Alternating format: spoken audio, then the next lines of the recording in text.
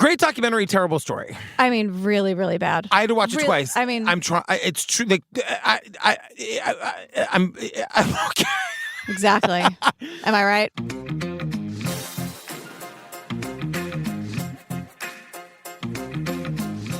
Oh, hi, Julian Benzavalli. Hello, Patrick Hines. Hey, fam. We wanted to remind you, over there on the Patreon, we do Drag Bingo once a month, and our next Drag Bingo is going to be Friday, September 6th at 7 p.m. with the amazing Schwa. The amazing Schwa. Our friend Lindsay was at a party in Schwa's home city and was like, hey, do you know a drag queen named Schwa? And the guy goes, yeah, I married her. Oh, my God.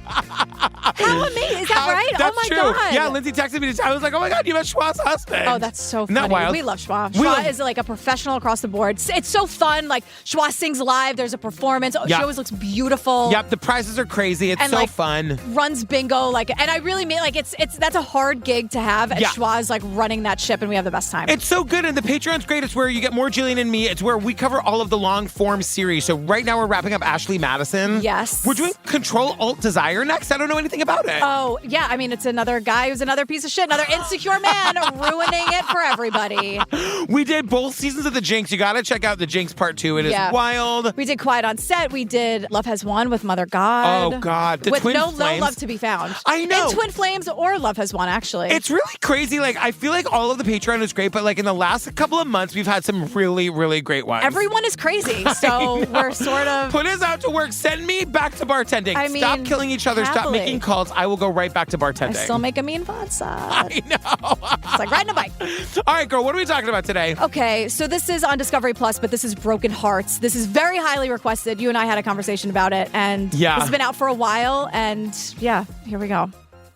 What caused a family to drive over a cliff to their death? That's the question multiple agencies from California to Washington are investigating. This was not a normal traffic accident from the very onset, and it continued to be anything other than normal.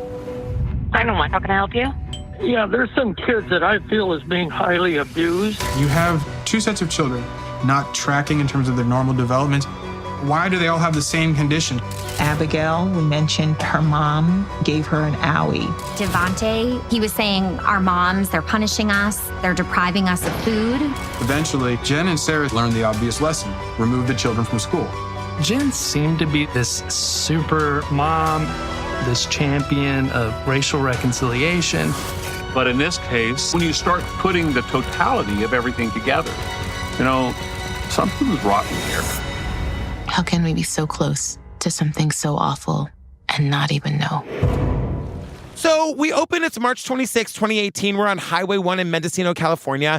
Sheriff Tom, who's with us throughout, he says there'd been a call over the radio about, quote, a multi-fatality traffic accident. Yeah. So a car or a van had driven off the road and into the water. It's like a 75, 80-foot drop into the water. Yeah. And they say no guardrail, no protection. And I thought those same words apply to the kids. Oh, my God. No Leave it to you to think of the protection. brilliant metaphor. I just thought of that. I was like, well, isn't that right? It's isn't that true. exactly why we're here? They had no fucking guardrails, protection. no protection. I mean, and the thing about this area, this highway, it's absolutely stunningly beautiful. This is not an easy highway to drive off of. Yes, there are no guardrails, but the overpass thing where they drove off is like a pull off. It's 70 feet off the road. It's deliberate. It's deliberate, or else a majorly terrible accident has happened here. Right. And in the beginning, we all know it's deliberate, but in the beginning, the authorities don't know that. And everyone knows this isn't normal. Something really awful happened. And there's a lot of imagery. We see pictures of this crumpled up SUV van upside down in the water. The waves are just crashing over this thing. Obviously, whoever was in there are no survivors. Yeah. So Cynthia Bartley is the evidence technician, and she says, I was told that they had located two female adults within the passenger compartment of the vehicle, and they had located two male juveniles and a female juvenile outside on the rocks. So far is what they found. And they find a Minnesota ID, and the name is Sara Hart. What did they do next? They Google her. They did some, quote, Google research. They did Google research. And when they Google Sara Hart, they find stories about Devonte Hart. Yeah. And Devonte went super, super viral. Now, just to be clear, and this is very important, all of the kids, there are 6 kids here, they're all black. So Devonte is black, and he and his 2 siblings were adopted by the Hart family. And we'll get into all of the kids and where they come from very soon. But if you don't know anything about this story, when you start to see these images of Devonte and the family really in general, like as soon as the authorities Google that name, Sara Hart, like the whole family stuff comes up. Right. And we're going to learn that the moms in this family, one in particular, the other one, Jennifer, were very, very online and doing that thing where they were like staging, like you talk about this all the time, like, you know, just manipulating their kids. It doesn't look like that at first. At first, it just looks like these beautiful, gorgeous pictures of these kids, but the internet is flooded with the internet is obsessed with this family. And they're using their black children for content and for clout. So they're enormous racists, just to start. So the photo, this very, very famous photo, is Devonte hugging a white police officer at a rally in Portland, Oregon, supporting the protests of the shooting of Michael Brown. Yeah. So, and just immediately Devonte's face, I'm like, there's so much pain in this poor little kid. Well, like, oh my God. It's so interesting because I totally agree with you, but because he's hugging a police officer at a protest during the Black Lives Matter, the height of it all, it looks like a, quote, beautiful moment where Devonte's having a really emotional moment and the police officer's having a real, but we're going to learn, like somebody says eventually, like this picture was not consensual. Devonte, the child, didn't like, I mean, he's a very, very young kid in a very emotionally charged moment. Right. And we'll learn later, like being forced to do this shit by his fucking horrible parents. And no one has ever helped him his whole life. And so he wants help and he's basically reaching out for help. And it also feels very, once you like know the full story and you're looking at these photos, it's very Kylie Jenner giving the cop a Pepsi or whatever the fuck, that horrifying commercial that way too many people thought was a good idea. And then the minute it aired, it was like, oh, not a black person in the room, huh? Seriously? Like nobody? Great, let's have Kylie Jenner like solve racism with a Pepsi. Like, I don't fucking think so. Before I actually met the Harts, I heard about these kids that would come to these festivals that I attended. People mentioning like, oh, you know, the Hart kids, they give free hugs.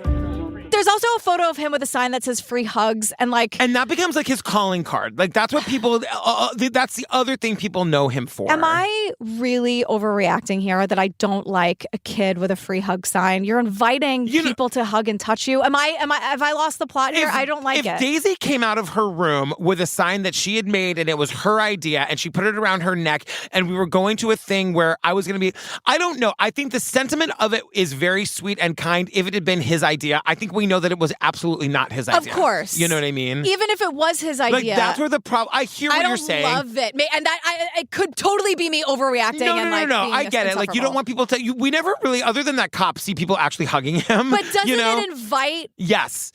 And then it's sort of like... that whole idea, especially with little girls, where it's like, you don't have to hug someone just because you know that. You don't have to do any of that. Yeah. Maybe no, and I'm going to go ahead and like revise my opinion. I'm not letting strangers hug my daughter. You know... But it's just the they're point, using him.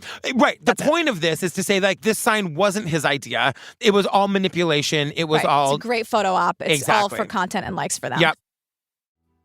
So the Hart children are Sierra, Marcus, Abigail, Jeremiah, Devonte, and Hannah. Yeah. And they were adopted by 2 lesbian women, Sarah and Jen. And it is very, again, incredibly important to note that none of the children they adopted were white. They are white. They're doing this white savior martyr complex thing and using and abusing these children. You know, the kids are described by the talking heads, like people who knew the Hart family, as like... These kids were just pure joy. All they could do was just smile from ear to ear. They were always like propped up on people's shoulders, dancing in the crowd. The memories of that are so sweet. They were a unit. They're talking about these rallies in Oregon that they would be seen at all the time. Yeah. And like, it reminded me of the one in California where the family, those kids were like chained to beds and kept inside all the time. The Turpin family. The Turpin family where like you would take the kids outside and they would just like know that they had to put on a show and they had, you know, because you see these videos and if you don't know the context, they do seem really happy. They do seem really sweet and loved by their parents. Yeah. But knowing the backstory makes it all the more tragic. And it's also weird. It's like, did they go to the park ever or did they only go where there's media and cameras? Did they ever do anything that cameras. was like, I know. let's go to this, like the carnival down the street. Like, Right. no, like all of the photos are like, look at this 4-year-old at a fucking, endlessly. Yeah. That's all they do. And if they did anything, quote, private, the mother, Jen, had the camera and was like staging photos. It's all fake. Yeah. So March 27th, 2018, it's one day after the crash. Sara and Jen Hart, the parents, have been identified, and 3 of the 6 deceased children.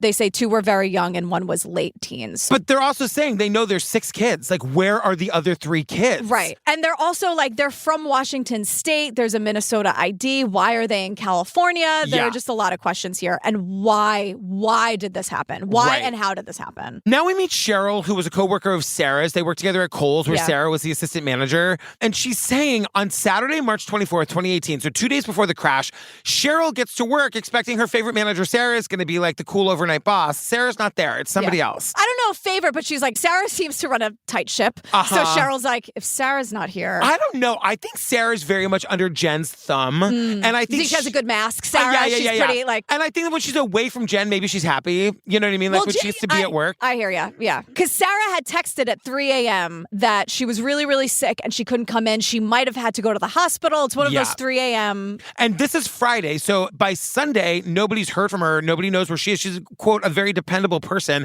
Cheryl sends her another text like, girl, let us know that you're okay. Like, everyone's worried about you. Like, what is going on? And it was just radio silence. And then Monday, Sarah still isn't at work. And Cheryl says enough is enough. She calls 911 for a welfare check. Yeah. Just to paint this picture, your coworker is missing Friday, Saturday, Sunday, Monday. She's not there. You call for a welfare check.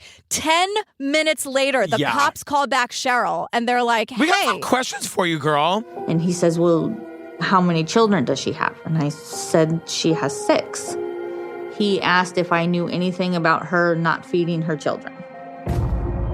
And that kind of threw me for a loop. And I said, I don't know anything about that. No, I don't know anything about that. I'm calling because I got this weird text from her and then I haven't seen her in 3 days. I don't know anything about anything, but what is going on over at that house? Can you just go to the house and check on them? And they're like, we don't have to go. We've already been there today because they got a call from the Department of Health and Social Services who were also called to go like do a welfare check. And we'll get the story as to why they were called later. Yeah. But they're like, they're gone. They packed their stuff and they left. And there's nobody there. So, okay. So now we're back to the day after the crash and the cops need to find those 3 missing children. Yeah. Because the cops realize now that the day before this crash, there were not 1, but 2 welfare checks at the house because one was Cheryl saying Sarah's missing from work and the other was CPS who had made all of these previous attempts to try to contact the family. Yeah. So the cops go to the house.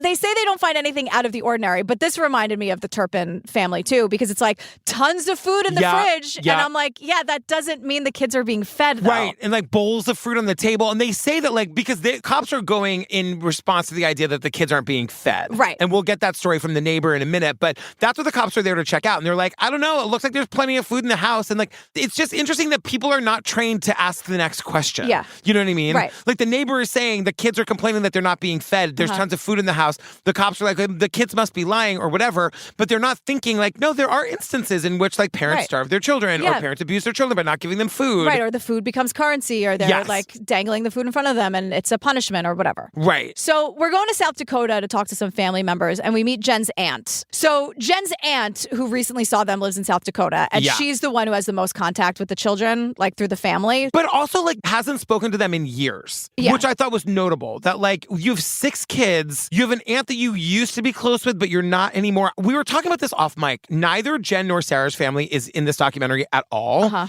And it feels like they ran screaming from this family years before everything was at least brought to the surface and we knew that it went bad. Yeah. So I just thought it was interesting that like the only contact Jen has is with this aunt and she hasn't talked to her in years. Right. You know? And I mean, I think it shows that they've been terrible people. I don't know necessarily if the family knew about the abuse and did nothing. We're not saying that. We don't know the context of that. Yeah. So it just seems like when you have 6 kids, you're the kind of people who like your family. You know what I mean? And they're lesbians, so maybe that played into part of why we don't get any of their backstory at all. But this aunt was able to positively ID the children at the scene of the crash. So she identifies Marcus, Jeremiah, and Abigail. And the cops say that all of the children were in the car, but the 3 that are missing, the bodies that are missing, are Sierra, Hannah, and Devontae. Yeah, they're just at such a loss. And the cops put out a press release, like, just saying, like, we're looking for these 3 missing kids. Do you know anything. Can anybody tell us anything? And so Jackie, this reporter from Portland, Oregon, I love her, gets wind of the story. Anytime a whole family is killed in a crash, it's a huge news story. But then the photographer that I worked with back in 2016 ran into the newsroom and said, Jackie, we interviewed them at the Bernie Sanders rally. They were that big family at the Bernie Sanders rally. And we see the footage because you have to understand the story of the van going over the cliff is everywhere. And nobody knows why this happened. Nobody's even thinking about it in terms of a murder at this point. How did this tragic accident happen? They lost control of the car. This tragic accident to this family that's based on love and these beautiful kids. And like they were doing so much great stuff for the world. And oh my God. So like the family is like kind of famous very quickly. And Jackie's realizing that like they interviewed them, like you said, at the Bernie Sanders because rally. Devontae is there because he'd gone viral with his free hug sign. Yes. And they're all wearing Heartburn shirts, like Heart, H-A-R-T, and Bernie. But Jen is on the news, like she's being interviewed about her family. Yes. And so reporters go to the house, and when they go to the house, they discover this CPS card in the door. So they go, what the fuck? They go to the neighbors, and the neighbors are like, oh yeah, we're the ones who called CPS. Yes. Now these neighbors now tell the reporters the kids were coming over and begging them for food and say, this is going to break your fucking heart. Yeah. The kids are saying, can you just hide it by the fence because like I'll come get it when she's not looking. And we're like, which one is she? Who's the mean one? We'll get there in a minute. Non-perishable food. Like these women were withholding food from their children as a form of punishment. And That's what we hear. What can't be overstated here is what like the world is learning that this beautiful family full of love and these 6 adopted kids are dead. But these reporters from like this small news station in Oregon are the first to be like, wait a second. Like there's more to the story here because there's a CPS card at the door and now the neighbors are saying the kids have been so like and they're just gone. Right. Like, so what? this story has not broken yet. The only story that's out there right now is like the beautiful family that's at the bottom of this cliff. Right. And the first thing they learn is this horribly abusive behavior that's going on at the house. These kids are begging for food. And also it has to be a secret because they'll get in trouble if they're eating. Oh my God. And this is where Jackie, the reporter, is like going through the social media and she's just like, I don't understand. Like these pictures are so beautiful and they look like they could be in a magazine and, you know, the kids look so happy and the parents look so happy. Like what is really going on here? So we're at the investigation of the car accident and this falls under the jurisdiction of the California Highway Patrol. And so they're doing a forensic investigation on the vehicle, as they say. So here's what they find. And this is all really important. There were no skid marks at all. Also, according to the Highway Patrol, there was no indication of seatbelt use, and it was determined that there was no braking, and the speedometer was pegged and locked at around 90 miles an hour. The car didn't skid out of control because the first thing is she lost control of the wheel. Something tragic happened for this to go down this way. No. The car didn't skid at all. And there's no indication of seatbelt use, they say. That is the craziest thing. And they say also no brakes were used. And they were able to determine that the speedometer was pegged and locked at around 90 miles per hour. And the more they learn, it becomes very clear that this was all planned. Right. And they rigged the car to drive off this cliff at 90 miles an hour. Yeah, they say the car had stopped 70 feet from the cliff's edge. Like it was at a dead stop and then accelerated and just went straight over. And because of that, now it's murder. Right. Like, this is where we are now. Exactly. And so April 4th, 2018, 9 days after the crash, we meet Zarin Burnett, and he's a journalist, and he's awesome. And he is going to lay it all out for us in a very honest way. Yeah, because he learned about this story on Twitter because he was saying, I bet a lot of journalists at least used to do this, where he was saying you could go on Twitter and find like stories before they became national news. And he's like, all the black women that I followed were talking about Devontae Hart, the kid, quote, the kid from the Ferguson protests. Yes. So he says, I'm going to be honest with you right from the beginning. And Zarin is black. I'm just saying that because he's talking a lot about his experience here. And that's important. That's one of the reasons why he feels he's so emotional about the story. Yeah. So he's like, I'm going to be really honest with you. 2 white women adopting 6 black kids is already very suspicious. Yeah. But it's way worse than he ever could have imagined. Let's go back to 2006, and we meet Dr. Raquel Warley. She's an associate professor of social work, and she tells us about the first 3 children to come to the family. Yeah. Marcus, Hannah, and Abigail, and they're all siblings. Right. And she says, they were very young. They came from, quote, poor backgrounds. Marcus was 5, Hannah was 2, Abigail was 6 months old. Yeah. The biological mother had issues, and the biological mother gave up the kids intentionally. She terminated her own parental rights to put the kids into the adoption foster care system to give them a better chance. And they say they weren't getting the medical care they needed. Yeah. So Jen and Sara, the two fucking monsters, adopted through a place called the Permanent Family Resource Center, which is out of Minnesota. Yeah. But they said all the right things. They're like, oh, there's 3 of them? Absolutely, we'll take all 3 young children. I know they have work to do. I know they have medical expenses. We'll get all the therapy. They said everything right. And the fact that they wanted to keep the kids together, that's like the most important thing. The foster care system and the adoption, like they all are looking for that. Nobody wants to split up the kids. And their CPS caseworkers, like... They took them for speech therapy and kept up with their medication regimen. Approximately a year later, I had to take 3 more kids to Minnesota. So I checked in on Marcus and Hannah and Abby. And the difference was amazing. All 3 of them were thriving. They were getting the speech therapy. They were getting the medicine they needed, which we don't go into detail about. But like they were being cared for, so it seems. Right. And my question is just like, where did this all go so wrong? Or was it going so wrong from the minute the kids were placed there? And they turn it on for CPS when they come over. Exactly. So 2 years after that, and 10 years before the crash, it's 2008, and they are approved to adopt Devontae, Jeremiah, and Sierra. Yeah. Now, while they are in that process of adopting Devontae, Jeremiah, and Sierra, there's an allegation about violently disciplining the 3 siblings they already have. So Hannah is 2 years old. Yes. And Hannah makes a report in school. I'm sorry, everyone. This is going to be very, very hard, and I apologize.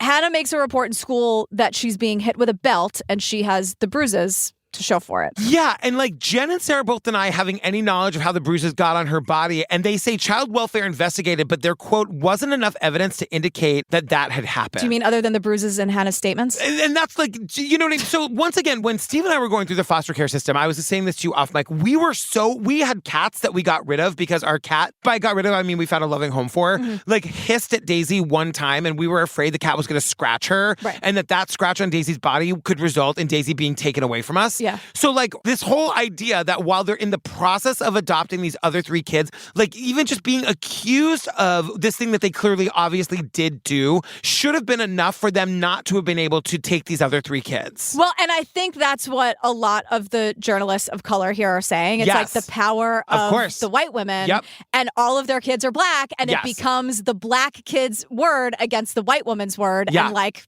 lucky for the white women. Well, and Zerines even says at one point, Jen denies what they're being accused of, and he says that's her power as a white woman. She says something and people believe it. So 2 years after that, the bruises that Hannah has. 2 years later, it's 2010, Abigail tells a teacher about the abuse. She mentioned to her teacher that her mom gave her an owie. And she pulled up her shirt, and her teacher saw bruises on her stomach. Based on the CPS reports, there are bruises indeed by her belly button, but then also on her back and up by her sternum. So there were bruises all over Abigail's body, on her stomach, on her back, on her chest, like her sternum. And apparently this happened because Abigail had a penny in her pocket. Make it make sense. Well, it's just power and control and abuse. I mean, this is like complete 101, right? So Abigail said Jen, remember this is a little complicated, but it's important. Abigail says Jen was the one who beat her, but the cops arrest Sara. Now, Sara pleads guilty to domestic assault. Sara admits she volunteers as tribute. Yeah, her anger got the best of me. I never hit my kids before, but I was totally out of my rope with Abigail. How many times do we have to tell her about the penny in her pockets? Like, it's so fucking stupid. Yeah. But Sara falls on her sword, and Sara says, well, the reason Abigail has these bruises is because I bent Abigail over the tub, which is why she is bruised on her sternum and her stomach, and spanked her. I'm sorry, they're punching these children. They're like shoving them, and they're little. I mean, and they're doing it in places where they think nobody will see the bruising. Yes. You know what I mean? Until the kids start to talk. Right. Now, the running theory is that Sara is covering for Jen, and that Jen is the ringleader and super mean and very abusive, and that Sara is definitely complicit, but Sara is also being abused by Jen. Right. And is sort of like a buffer for the kids, but Sara is definitely part of this, but she's she's taking the fall for Jen, and Jen is the ultimate ringleader here. And we get the on-screen text that on April 7th, Sara Hart pleads guilty to misdemeanor domestic assault and is sentenced to 1 year of probation and community service. Now think about that. She admits to beating her kid. She gets convicted of it, and she gets nothing. You know what I mean? Yeah. She gets probation and community service, and then the charge of malicious punishment of a child is dropped. Now, this is going to blow your mind even more. Between November 2010 and January 2011, there were 6 calls made to CPS. That is 6 calls to CPS in 3 months. Yeah. Now, Sara was convicted, and still there was not enough information or evidence to actually do something to help the kids. And what I'm thinking is like, fuck, well, now aren't the kids bigger targets now because they told on their moms? Or I don't know if it was that, because we do find out that like Jen's own friends are turning her into CPS. The neighbors are calling. But to me, I'm more scared for the kids. Well, because it's telling the kids that no one's going to save you. It's telling the kids that no matter what, this is your life. And now they're mad. Yeah. Like now the moms have to be mad. Like now the kids have a bigger target on their back. And also, Zarin, the journalist, points out... Eventually, Jen and Sara seem to notice that if they can minimize the children's contact with other adults, then nobody would be able to file reports with CPS. Nobody would be able to involve police officers coming to the house unannounced to check on their children. So they learned the obvious lesson. Remove the children from school. They rip them out of school. Right. Thank you. Amazing job, everybody. Thank you so much. So let's go back. Now we're jumping around with the timeline. We aren't. The documentary is. The documentary is. Yeah. So 2 weeks after the crash, the cops find Sara Hart's body, which confirms that the bodies of Hannah and Devontae are also in the water. Yeah. So now we meet Shonda Jones, who's a lawyer, and she represents the biological aunt of Devontae, Jeremiah, and Sierra, because remember, they're all siblings, and they were the second 3 children to be adopted. The second set of kids, yeah. And Shonda, the attorney, kept the paperwork on this case like at hand in her office for 7 years because she thought what happened here was such an injustice. Yeah. So this is a crazy story. And Shonda was saying, like, remember, 7 years ago, she lost her case, and she now is hearing about these kids in the van that went over the cliff. And she said, they said Devontae, Harris County, and Minneapolis. And she's like, that's my case. Yeah. The case that I've kept at my fingertips for the last 7 years, this is it. I knew something was fucked up about this. Right. So Shonda was representing Priscilla Celestine, who was the paternal aunt of Devontae, Jeremiah, and Sierra. Shonda says she became furious and she wanted people to know that there was another backstory here, that this like fate that happened to these kids did not have to be what happened. Mm-hmm. And so we learned that the biological mother of those 3 kids had what is described as, quote, a drug problem. And the state of Texas was looking to terminate the mother's parental rights as well as the father. And the father's sister, Priscilla, stepped in because she wanted the kids to stay in the family. In the foster care system, this happens all the time. Yeah. And it is preferred. And the state of Texas has a law on the books that like during the entire case, while these kids are in the system in any way, they should always be looking for somebody in the family to take the kids. And Priscilla's lawyer is like, Priscilla was awesome. She was already taking very good care of the children. This would be great for them. Really wouldn't change up their routine. Like, let's keep their lives as like normal, quote, as possible. Like Priscilla's a great candidate for these kids. She is. Now, I wrote this down verbatim, and I want to talk about exactly what is said here, because we learned that one day while Priscilla, the caretaker, the aunt, was at work, the daughter allowed their biological mother to come in and visit with the children, and the child welfare worker showed up. They felt like this was a violation. It put the children at risk, and that it was such a safety issue that they had to remove the children from that home immediately.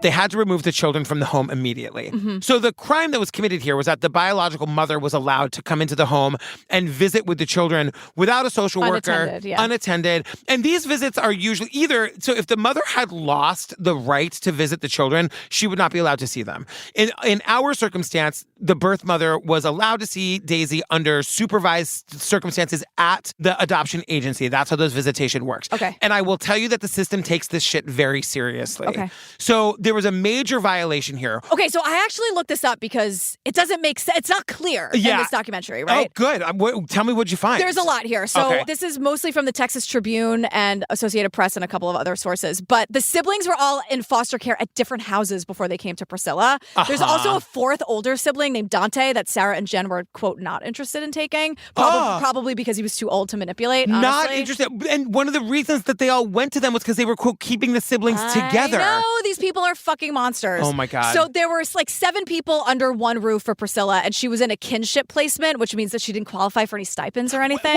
And also, they don't have to be, at least in New York, those people don't have to be pre-cleared. If you're family, you can get the kids and then do the getting cleared on the back end. You do have to be cleared eventually, but they will send them to you before that. Right. So in this case, though, like money was super tight. She had all of these people to feed, new beds for the kids, increase grocery bills. And on top are you saying because she was it's a kinship placement, she didn't get any money for the kids? She didn't qualify. In Texas, she wasn't qualifying for help. Yeah, because in foster care, they give you money to take care of the kids. Yeah, she got a certain amount, and then that's it. She wasn't given stipends on like a regular basis. Okay. So now that's 4 kids plus her daughter plus her granddaughter. It's like a lot of mouths to feed, a lot of clothes, school supplies, diapers. Plus she had to move. So she was first in a 2-bedroom apartment, and then they said, nope, that's not enough. Like she wasn't going to get cleared for the placement until she moved. So because of this, she had to work more hours. And now usually her daughter was taking care of the kids while she worked, but sometimes her daughter wasn't able to watch the kids, and that's when their mother, Sherry, who gave up parental rights, would sometimes help out. But unfortunately, it was a condition of the children living with Priscilla that Sherry is not allowed to be left alone with them because she had given up her rights. But because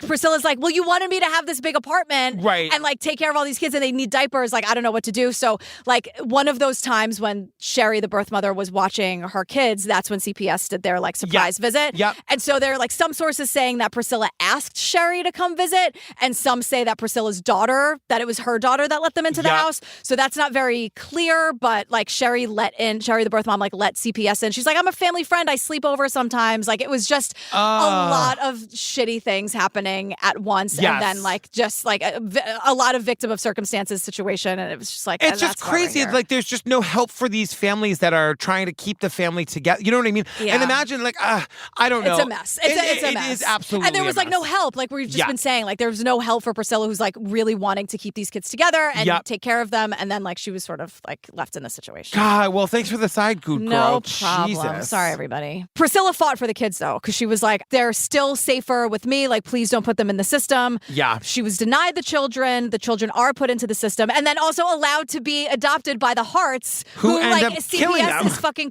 being called on them every other week. So like, what is going on here? What I want to be really clear. I'm not advocating that the kids should have been removed from Priscilla. I think like in our circumstance, if something like that had happened with us, I imagine that we would have been given a second chance, or I don't know that for sure. I think there needs to be a lot of gray here. I think if like obviously the kids, they want the kids to stay with the family, and that is optimal. And Priscilla was a great caretaker. It does seem insane that the kids would just be ripped away from her without any because Shonda, the attorney, will eventually say it feels like what happened was predetermined. Well, they were just like ripped from their family and given to the 2 white women. Yes. Like, hello? Right. And Shonda, the attorney, says it feels like that was predetermined, and no matter what, that's what was going to happen. Right. Like, you know what I mean? And so Zarin, the journalist that we've been talking about, he's out of his mind over this. That like they were ripped away from the family member that was taking care of them and given to the white women who abused and then murdered them. Right. It's like when I was talking to Connie Walker on Let the Women, like they were doing this in this country with indigenous families all the time, like putting the kids in the paper because they'd be better off with the white families. Like this is not a new phenomenon. Yeah. This happens in this country on a regular basis. And like now we're here. I know. I agree. 3 weeks after the crash, the toxicology results come back, and Jennifer Hart's blood alcohol content was 0.102. The legal limit is 0.08. Oh, so wow.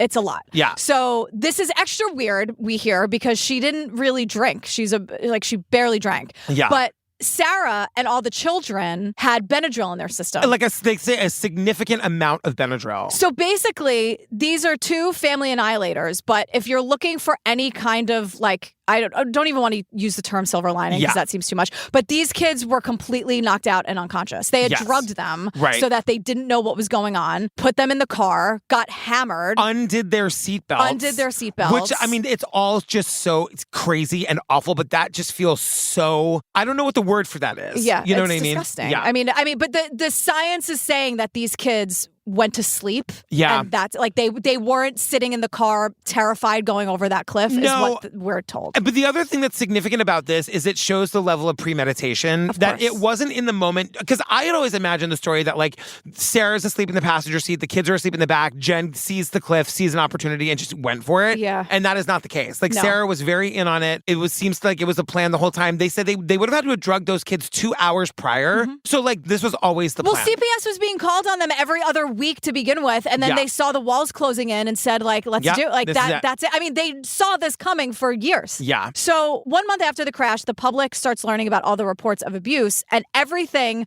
was both documented and ignored. Yeah. So, for example, in 2013, they have all 6 kids with them at this point. 2013. Now, Jen has been convicted. Like, this is years after well-documented abuse. Jen and the kids are staying with some friends. Yeah. 6 kids, 8, 10, 12 kids are at a sleepover. They order pizza, right? Yeah. Jen was only letting her 6 kids have like half a slice each. Now, one of their kids snuck down in the middle of the night to eat more pizza. The next morning, Jen realizes the pizza is gone, which means that she's like counting the slices to make sure that no one had more. Or she woke up to have a morning slice because she's like making sure that she's well fed. But she went to bed doing inventory to make sure no one was going to get one over on her and have another bite of sustenance. So Jen notices, oh my God, someone broke the rules and ate more fucking pizza. Jen immediately gets violent. A friend reported that she dragged one of the kids, and Jen had all 6 kids lay down on an inflated air mattress with sleep masks on their faces and their arms by their side for 5 hours. And makes them lay there like totally straight with sleep masks on their faces and their arms at their sides for 5 hours. And then when the friend brings it up to her, like, girl, this is crazy. What are you doing? Jen said she didn't see what she was doing was extreme. Now, if she's doing that in public, what is she doing in private? Right. If she's doing that in front of her friend, what is she doing behind closed doors at home? And like, what do you do when you're that friend? Well, she calls CPS. I mean, so like, you know what I mean? Like, like in that moment, I really don't know what you do. You have to do something. I mean, I don't know. I'm trying to put myself in that position. I mean, I think hopefully she went and called CPS like that very day. Yes. You it's know? just like the abuse, like when you really think about, because food is such an easy thing to control with kids. And it's not just the control. Like when you think about the physical abuse, like kids need food for their physical development, their mental development. Like it's psychological, emotional, mental, physical abuse to withhold food and use it as currency and punishment. Yeah. Like kids need to eat to grow. It's so evil. It's so evil. And like, what was it like at that friend's house for the rest of the time? Like, were the friend's kids just having 4 slices of pizza and these kids are giving... And Probably. also, they had to watch the other kids eat. Look at these pictures of these kids, the quote, beautiful pictures that you see on Facebook. They are so skinny. These kids are so emaciated. But like, Jen isn't. You know what I mean? Yeah. She's clearly eating just fine. Well, we learned Jen would be nice when she wanted photos for the internet and then mean every other second of the day. And this is all based on documents and things that the kids told their teachers or neighbors. That like the kids are constantly walking on eggshells. The kids were, quote, trained like robots. And so when we see this all the time, like when CPS comes to question the kids, they deny the abuse, which is like, there's got to be a better way here. Because CPS handles this so fucking badly because they interview the kids at the house with the parents just out of earshot. Watching them. Of course they're going to, like, the thing that I kept saying all along was like, these systems are so underfunded, right? When we were in the foster care system, we had like 3 different case managers in the 2 years that we had Daisy because they make no money. They are so overworked. Our case manager had like 32 other cases. 1 kid died in the foster care system because like we need more eyes on this. You know what I mean? We need more. We also need more families in these situations. Like, you know, a lot of times kids get left in not ideal situations because there literally are not enough families to take kids in. But the things, the parameters that we have in place need to be better to begin with. Yes. Like the stuff that they're doing also isn't working. Right. So on top of all this stuff that's needed, can we fix what we're able to do? But you know what it also really is, and I know you've said this in another way, it really is the built-in racism in the system because I do think, you know, a caseworker comes to the home of these 2, like this cute married lesbian white couple, and they think, oh, we don't need to interview the kids. There's no way these 2 ladies are abusing these children. Well, I'm going to make a comparison here, and it might sound like a leap, but it's not. Yeah. John Wayne Gacy did the same thing. Like being in politics, being photographed, being like, rubbing elbows with powerful people. Like that's Devante from the Ferguson protest. Yeah. That's this family that so obviously wants change. How can they be racist? It's like they're super racist. Yeah. So like when CPS comes and the kids are like, no, everything is fine. Jen and Sarah are blaming the kids. Oh, our kids have food issues. They come from bad families. They come from this, blah, blah, blah. So this is when Zarin says, well, Jen is a white woman, can say anything she wants about these black kids, and she's believed. Because when they go to the doctor, because eventually CPS is like, well, can you take them to the doctor at least? Because like we're getting all these calls. The doctor is like their family doctor. Yeah. And 5 out of the 6 kids were underweight, but still totally normal and healthy. And under height. So like that's the other what I mean, thing. the development. And it really is like you see what you want to see, and that's the training we have to untrain. You know what I mean? Yeah. The doctor doesn't want to believe that these women are abusing the kids, that they're withholding food. Well, we got to face it, everybody. Too bad. Zarin, the journalist, says, you have 2 sets of children. The 2 groups are not biologically related, and yet they all have the same conditions of not being on the growth charts, not tracking in terms of their normal development. Why do they all have the same condition? They all have the exact same problem. They're all underweight and all under height except for one. Why is nobody asking a question? Right. If you have 6 children, 1 or 2 maybe are underweight, under height, whatever. I guess that's fine. 5 of the 6 children are basically sickly. Yeah. And then the doctor signs off. He's like, I see absolutely nothing wrong and here. I'm sure that 6th one was right under the wire. Yeah. I'm sure it was a quarter of a pound that made it. Oh, no, this one's fine. You know what I mean? It's all bullshit. And it's like, how many different systems and how many different actual professionals failed these kids? Because every single one of them wanted to not believe that these white lesbians could be abusing these kids. I loved Zarin's point about like, but they're not like, they're from 2 different homes. Yes. They're not biologically like what? And also if 5 out of 6 were underweight and under malnourished, but they were still quote normal, healthy children. No, 5 out of 6 makes it not normal and makes it unhealthy. And the thing is, they talk about Marcus, the oldest one, I believe, who had like a very strong jawline. There's something wrong. Like you look at his face and he looks malnourished. Mm-hmm. He looks like he's starving, you know? And these kids, of course, are trained to answer the questions like the right way. Yeah. But like we know CPS worker, if you're going to take the time and go to the trouble to go to the house and question the kids about abuse, do it in a way where we know they might give you an honest answer. Mm-hmm. Get That's them what I'm out of the saying. house, separate them from everybody else, put them in a safe place, make them feel comfortable. Right, that's what I mean. Like, if we can't throw all the money that's needed at it, can we at least fix the system that we have in place a little bit to make it so that they can be protected instead of just like being asked a question under their fucking watchful eye of their abusive parents? Exactly, especially when we know what that produces. Yeah. You know? So Oregon CPS is investigating these abuse allegations. And while that's happening, all the kids get to stay at the house. Yeah. And the Hart family becomes, quote, a fixture in the Portland community, going to all these spiritual events and political events.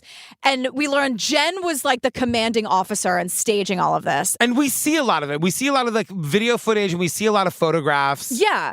And so their entire online presence was very, very curated. And Dr. Joni Johnston is here. And she is a clinical and forensic psychologist. And I just want to say, I really want to slow down on what she says here. Yeah. She says everything was very curated. And she says we can tell a lot about a family or a person based on the way they use social media. How often they use it to get their emotional needs met. How often do they interact with other people? What kind of pictures do they post? It tells us a lot about their values and the things that are important to them. How do they use it to interact with people to get praise? Yeah. What kind of pictures do they post? What kind of life are they presenting? And if all of this is different than what reality is, it really tells us a lot about their values and what's important to them. Yeah. And she's like, you can tell in 2 seconds something isn't right. Something is not right here. But you know what? Most people aren't even looking at these pictures for 2 seconds. You know what I mean? They're scrolling through. Oh, what a cute kid. Oh, what a sweet image. Oh, that's a stunning photo to look at. Yeah. But if you pull the curtain back a little bit, because Dr. Johnson also says these are people who didn't have a lot of friends. They didn't invite people over to the house. No. They presented everything online.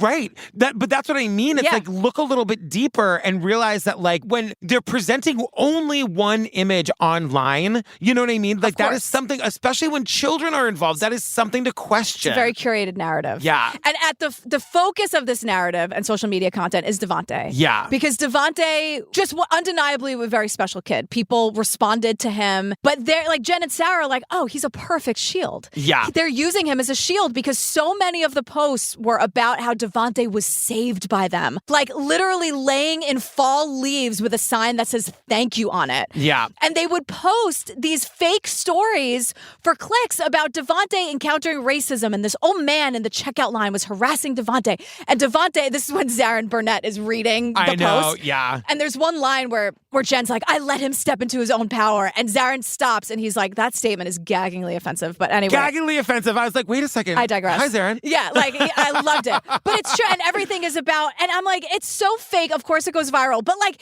this shit doesn't happen. Like, when you see a post like this, and you should be offended by it because it's so obviously fucking fake. But also, not only should you be offended by it, but also I think I'm like extra triggered because of those stupid family vloggers from Ashley Madison. Like, this isn't what happens when someone like overhears a conversation. Right. And then suddenly can write 5 pages of prose with direct quotes. It's fake. But if you see, that's not how memory works. So for Sara to even write that with perfectly written dialogue, oh my God, I overheard this thing in the restaurant. I overheard this thing. That is fake. And it's also like, it's so blatantly using Devante's race to like, but it's so obvious. I don't know. Like, I can't imagine if I had read that, I would have believed that story. You know what I mean? But a lot of white people I know. really need that shit to feel good about themselves. Yeah. And a lot of white people. Because it ends with Devante being like, because they're saying you're going to be a ball player when you grow up. I've never seen anyone who looks like you who doesn't end up being a bat. You know, it's all the racist tropes. And it ends with Devante being like, man,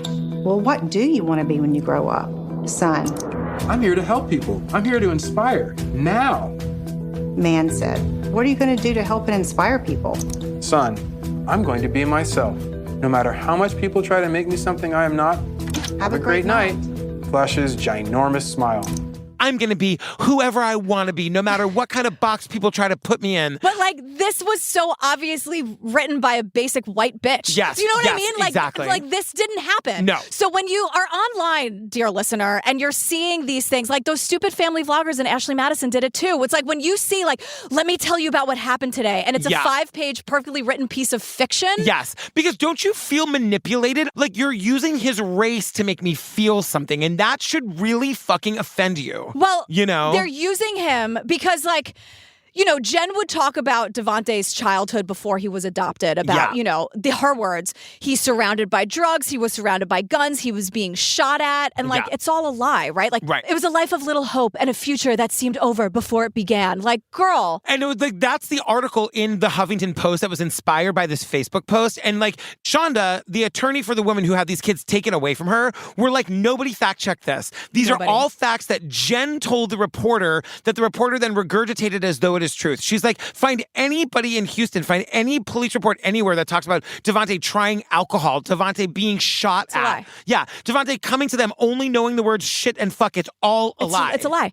And so like, it's also not really about Devante at all. Exactly. Because it's about Jen and it's all about look what we did for him. And so that's when Zarin says, oh my God, his one-liners, it's so they're good. amazing. Because he says, she's using Facebook just like an advertiser or a marketer. And she's selling white saviorhood, but she doesn't care about the kids. She just wants the likes and the dopamine hit. She's hurting all of these people for that. she doesn't care about the kids. She only cares about the attention that they get her. Yeah. So we take a little bit of a left turn here because we do talk about family annihilators, which you never think of as women. You know what I mean? Well, get used to it, everybody. Get used to it. And this Dr. Johnson woman is saying that, like, family annihilation is the most common form of mass murder. Holy shit. That took my breath away. I mean... And she said, but it's an incredibly difficult event to predict because it's so rare. And she said there's, like, no one profile of the family annihilator, but there are some commonalities. So history of undiagnosed depression, people who have a strong need for status and attention. Yep. And, like, if you're not my friend, you're my enemy. Yeah. Like, if things aren't good, then they're awful. You know, like, and they almost always have what she calls an environmental trigger. Well, and so in this case, it all culminates on that Friday. Remember, Sarah called into work, and we're going to find out it's because the neighbors called CPS. They're caught. Right. They're caught. They're caught. Their narrative, this perfect, this white savior, martyr, victim complex is about to be shattered, and they can't handle it. The thing is, there is something to be learned here, because it's like if we ever see another family that is so obviously using using their kids. Like, if you see a family that is posting so much on social media, but they have no actual friends, they have nobody who's actually seeing their life, but you see them using their children to sort of present this perfect image that's actually getting the world to talk about them, watch that family. They're the ones that you have to be like, a triggering event. These kids are in danger. You know? And also, like, the racism can't be ignored because Jen wanted to present herself as someone who's like at the forefront of protest culture, like super performative. And that photo of Devante hugging the cop was perfect for her and what she wanted. Yeah. Now, for like a lot of white people, they were like, oh my God. Yeah. Now we hear like they're here now saying it. Right. They're saying it now, how beautiful and amazing. And Devante's going to be a change agent and oh my God. And like the non-white people in the room were like, yeah, no, this was weird. Yes. This was weird from the beginning. Yes. And like they clocked it immediately. And this is like Jen's own best friend is a black woman who's saying, this is where she's saying. Understanding how much of those children's lives were staged and made into photo ops, I don't know that moment was actually consensual for Devante. I don't know if he actually wanted to hug that cop. He's being used as a prop. They all are. They're all props. And like, we've got to get better. We as white people have got to get better at identifying that. Oh my God. You know what I mean? Like, We've come got, on. and like the world, I will say, like Zarin is telling us, like the world kind of turned on Jen because I think a lot of people did see it. And all of a sudden, a lot of the stories were like, here's the backstory of that really kind of weird photo that everyone loved. So when Jen's called out for it, she presents herself as like the big three. She's a savior, she's a martyr, and a victim all at once. Yeah, which but is, like, you don't amazing. get it. So it's the problem is you're the problem. You're the racist. And look at everything I'm doing for these people. What are you doing? What'd you do today? I'm raising 6 black kids. Like, that's what she's doing. Yeah. But Jen has to go private because everyone's just so mean. No. What's really happening is that people are starting to see her for who she is. Yes. She can't control the narrative anymore. This is very, very dangerous for her. Remember, she did all that stuff already of like yanking the kids out of school. They don't have any friends. Yeah. No one ever comes to the house. They have no relationship with their family. The only way that the people saw the family was online. And now that's getting too scary because people are now looking into it. Right. So she has to start a new narrative. And everyone, we're going to 2016 and we're going into the highly competitive gaming community. This is wild. Drew Bunch is here. Yeah. Now, Jen, because she needs to be in control and she needs to be like the leader, she starts playing a game. I had to Google what the game was. It's called Oz Broken Kingdom. Oh. They were the second-ranked team in the world. In the world! Like Jen's team, because like, fuck you, Jen. Honestly. But she was like Jen was the co-leader of this 50-person team. Yes. And like, that's a major job. Major. She had a gaming diary. Like she was keeping track of the scores. She was cross-referencing information and the numbers, calculating. It's hours and hours and hours a day. Remember that mom who was having sex in the Costco parking lot instead of like making sure her kid didn't shoot up a school? Don't you have 6 kids you need to feed? Yeah, you asshole. But that's what we are told later is that like she was awful to her kids except for when she wanted a picture. So like she's doing the photos and putting them on Facebook, but spending all of her actual time in this gaming portal. Because she got off social media because she was called out. So she went to the gaming community because she needs to be praised and she needs to be in charge. And she apparently needs to, you can use like gaming software as like Facebook. Like you can post pictures and stuff there too. Because it's like a very big like social community. So I guess depending on what platform you're using. Yeah. But it's a 50-person team and they're all playing together and like Jen was in charge. So yeah, she was able to, but like also at the same time, so she gets to be in charge and like run the show, but she also gets to be her big three, the savior, martyr, victim all at once. So like she can do it all online and it's amazing. And this is where we see like this is like that guy Drew is back and he's saying we saw all the pictures of them moving to the new house and the kids are playing with chickens and the kids are helping. Gamers have no idea. The gamers have no idea because also like the gamers are just all over the world. No one's ever going to meet Jen in real life. Right. You know? She can, 100%. Yeah. So this was perfect for her. Yeah. So now we're back to this 911 call that we got at the top of the episode. Right. And we learned this was 6 months before the crash. And there's a guy saying, yeah, there's some kids that I feel is being highly abused. The other night, a little girl jumped out of the second-story window on the roof and then down onto the ground and ran to my daughter, and this is like 2 a.m, begging them to help her. Begging for help. Now, one other thing to point out I was noticing is that when you see aerial photos of this house, Jen moved them to as much of the middle of the woods as possible. Mm-hmm. They have a neighbor, but it's kind of the only neighbor, and they're very, very isolated. But thank God this neighbor is like kind of close by. Right. So the girl is Hannah Hart, and she's saying to the neighbors, oh my God, she's saying, please take me away. They're racist, they're abusive. Like, please take help me to Seattle. Don't make me go back there. Like, they're racist and abusive. Like, what is going on over there? So the neighbors... By the way, this is 2 a.m. Yeah. So the Harts are obviously like looking for Hannah. They hear them outside at like 2 a.m. looking for her. And so now everyone is together. Mm-hmm. And the neighbors say today, like, Sara never spoke, Jen did all the talking. And if you remember, Sara was the one who has the conviction. And Sara is who people are saying are like, she's definitely complicit, but she also might have been abused by Jen too. We will never know that. Right. But Sara is definitely not helping these kids or saving them and whatever. So Jen is saying, oh my God, Hannah has issues. Quote, she's a drug baby. It's been a hard week. And I'm like, are you saying that in front of her? Probably. 100%. Yeah. 100%. Because don't you fucking know how lucky you are to be here, Hannah? Right. Yeah. No one else would take you. You're a nightmare. Yeah. Be grateful that you're even here. And no, you can't have any more food. I mean, that's how it works. Yeah. So now these neighbors were all ready to go to the police, but Jen's bullshit worked. And they're sitting here and she's like, she was really convincing. I don't know about that. Like, I don't either. You know what I mean? So by 6 a.m., just a few hours later, Hannah comes back to the neighbor's house. Yeah. She has a handwritten apology and it says, "Dear Dana Bruce, I stopped it." And also, this does not, it looks like an adult wrote this, trying to look like a child's handwriting. Yeah. "I stopped this morning because I feel awful about disturbing your peace."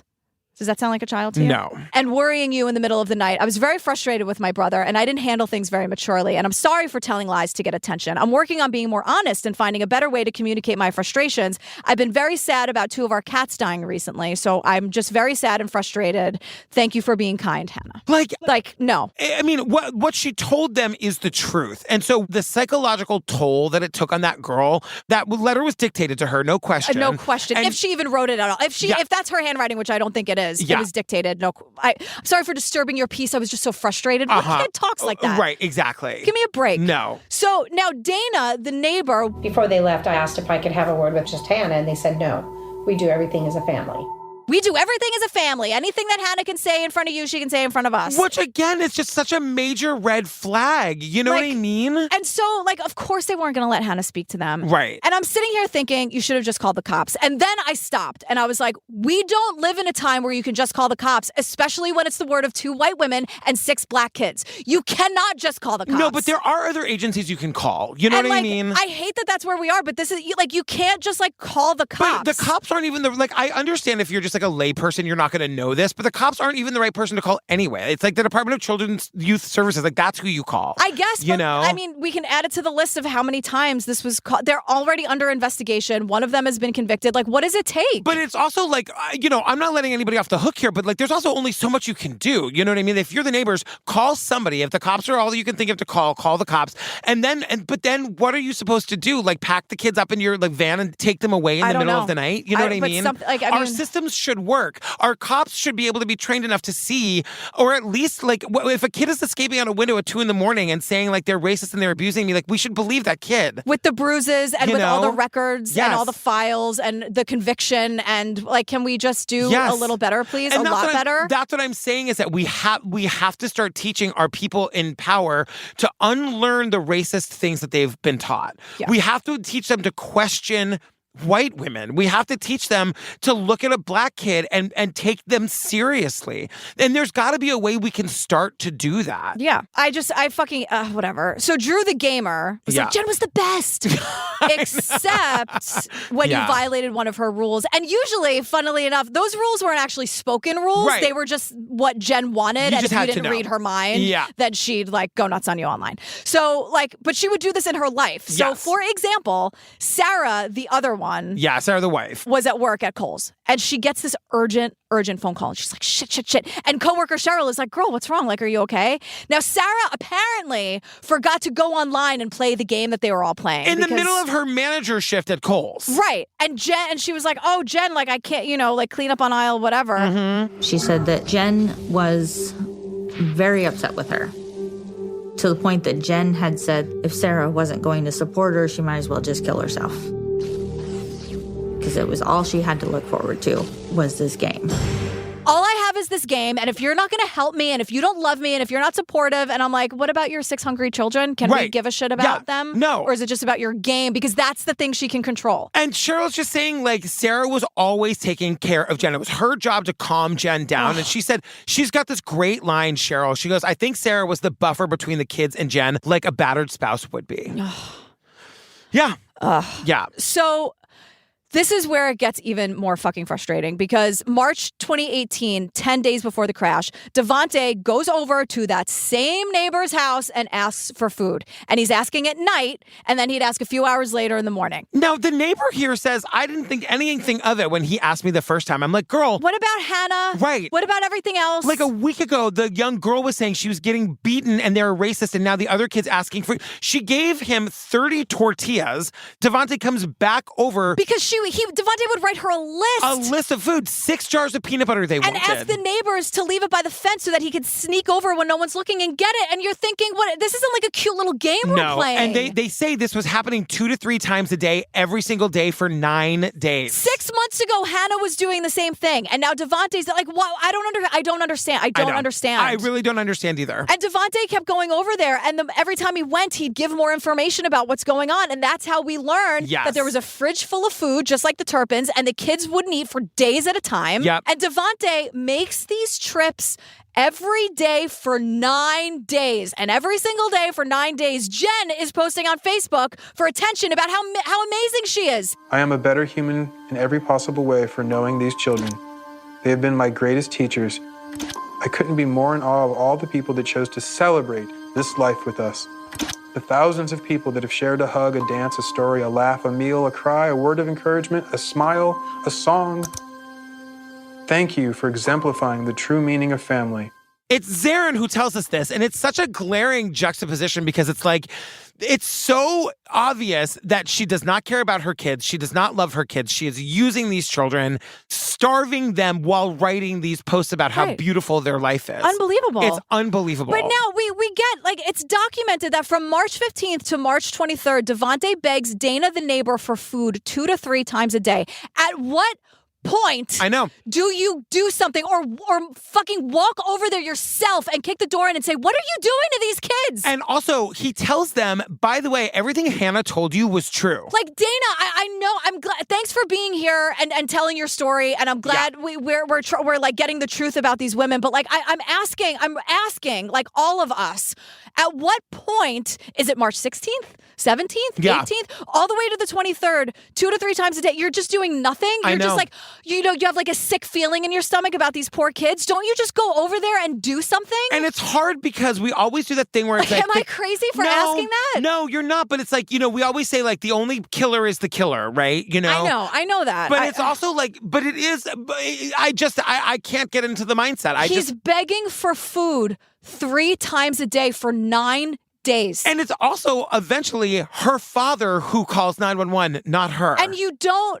And I'm asking, like, and you're not even just saying, like, oh, here's this tuna sandwich. Yeah. You're doing what he wants, which is hiding it by the fence so he can get it safely. And, like, it's not. And, like, maybe, like, I sometimes get in trouble for making, quote, excuses for the bad guys. Maybe she's thinking, I'm just going to be the one who gives them food. You know what I mean? Like, maybe she's thinking, like, I will be, like, I'm giving Devontae the shopping list every day and the kids are getting fed. I don't know. I don't know. I'm at the end of my fucking rope because it's been years of this abuse, documented abuse, the bruises on the kids, the fucking conviction, the neighbors for 9 days, 3 times a day. I know. And we'll understand in the end that it's like they move from state to state to state because that's how they, like, there is no national database for child abuse. Right. So they can't be tracked from state to state. I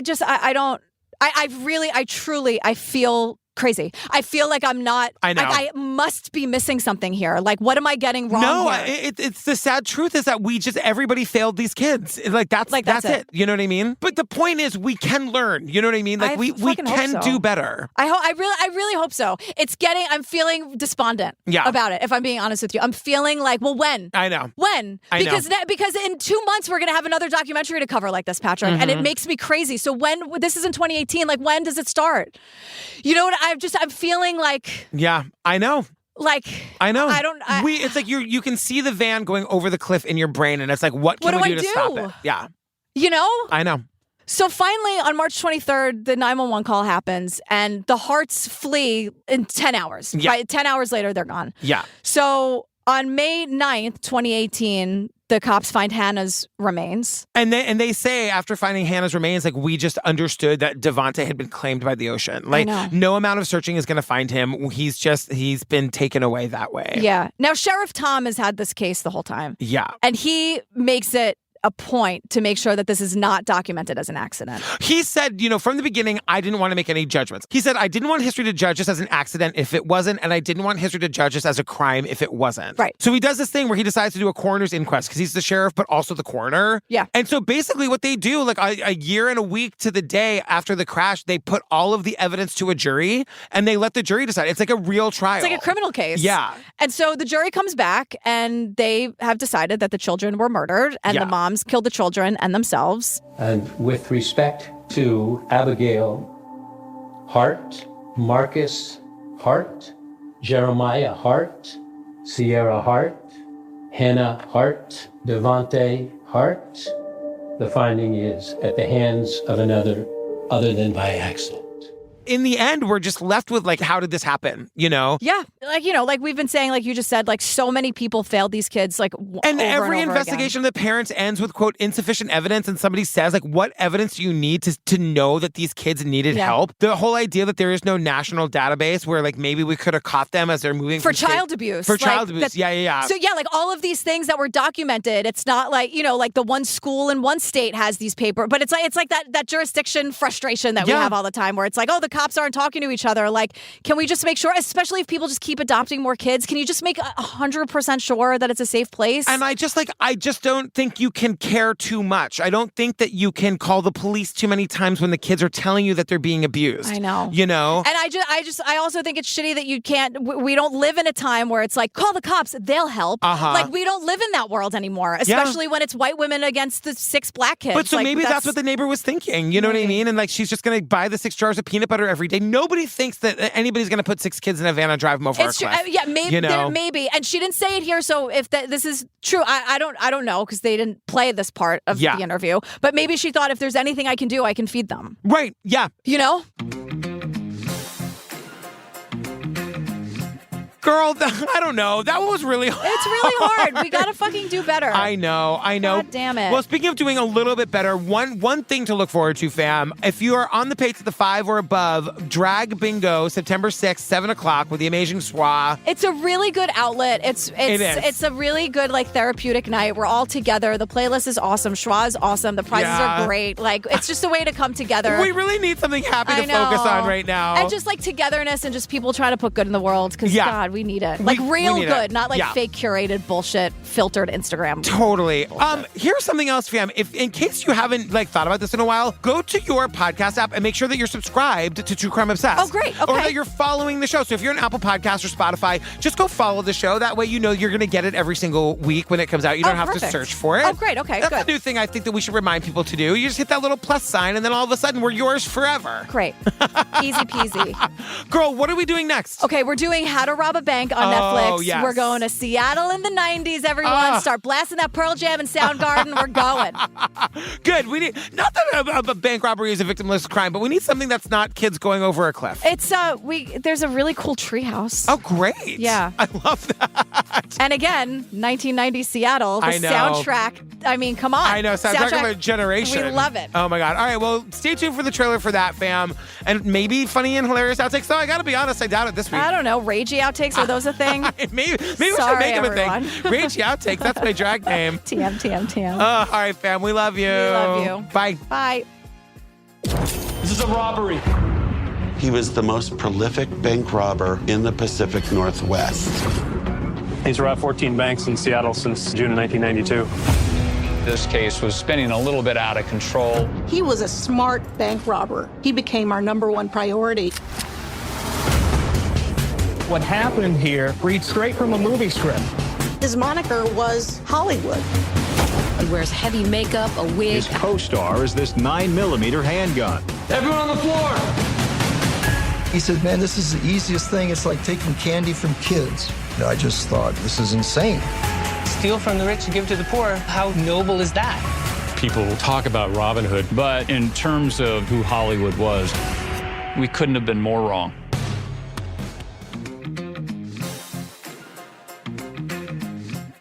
I'm going on record. These are the world's only 2 bad lesbians. Well, unless that one that broke up with you that time, ma'am, she also sucks. Okay. You know what I mean? But other than that one, these 2. Okay. They're the only are bad bad. ones. They're just like, they just don't, I mean. Yeah. Ugh. But other than that, lesbians are going to save us. Okay.